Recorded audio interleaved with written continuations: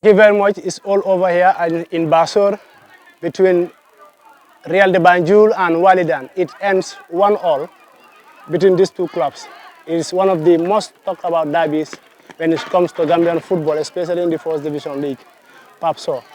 Thank you very much. 8-minute goal from Dauda Dabo for Wallidan was cancelled out by Kujabi in the second half. It ended 1-1. What's your second half analysis or observation?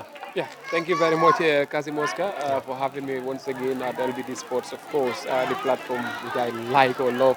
I mean, analyzing so much. But then I think it was a fascinating game, both off and off the pitch. If you looked at Wallidan and Real de Banjul, it's a big derby when it comes to Gambian football or First Division football. Sure. The powerhouse when it comes to the First Division.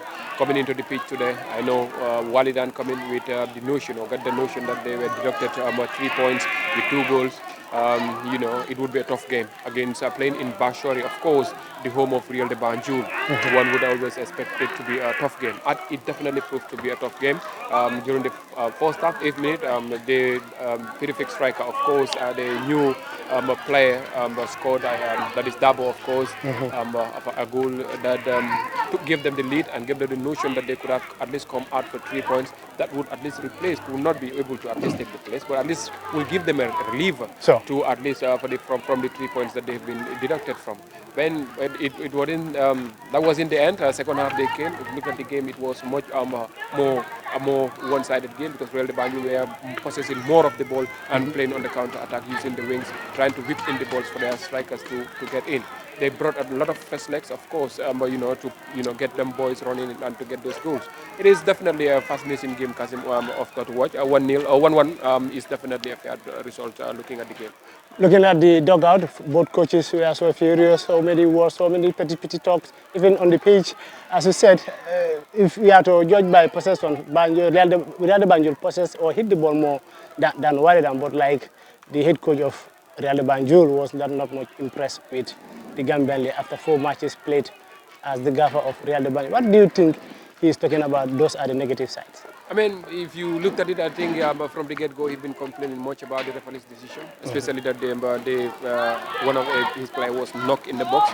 He was claiming for a penalty which wasn't given by the referee. But I think I was a little bit, disappointed with his behaviors here and there. But you expect it is a derby. It shouldn't be as cool like that. That makes the beautiful game of football to be fascinating. It have to be interactive. It have to be you have to showcase your decisions. You have to also show your frustrations. When playing derby, you expect to see that. And we all know Fode, it is since last year or so many years he's been in the game. He knows the Gambian First Division League very well. So you always expect to see him. You always do the similar things. Because when he played against I think in 2021-2022 with Fortune FC, similarities were pulled up again. It was like, yeah, we have to do this. You heard him saying, yeah, next time we come here, I think we're going to wear white. It means we're all going to wear white, meaning the referee's decisions were definitely awful on his side. So I think, Kazim, Yes. it is a derby and it's a beautiful game to watch. And overall, let's talk about the venue of this fixture.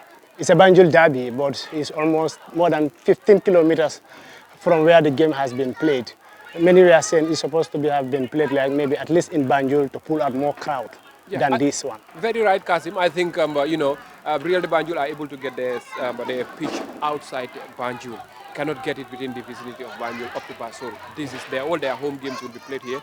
In fact, if you looked at it, the First Division is really struggling. I said it in one of the platforms that we will be seeing the league playing, both this First Division and the Second Division, playing a weekly round. That is from Monday to Sunday. They have to play this league. Why? Because we don't have venue. The only venues that are played is here, Basuri, of course, Banjul, that is the KG5, but you have and Bakau, and those are the goal project. Those are the only venues that are available for the First and Second Division. And looking at the number of games that would be played, I think it's huge. But again, Real de Banjul are able to get themselves a pitch, which is positive.